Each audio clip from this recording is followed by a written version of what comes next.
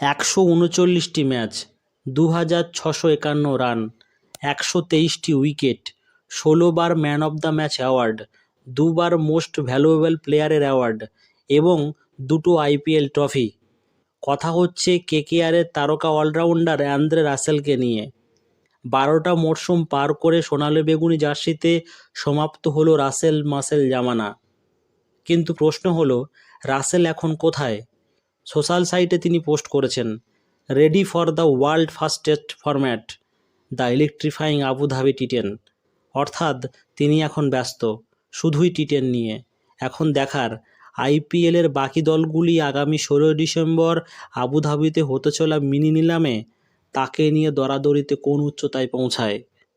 আপনারাও কমেন্ট করে জানাতে পারেন রাসেল মাসেল কোন নতুন দলে এন্ট্রি করবে।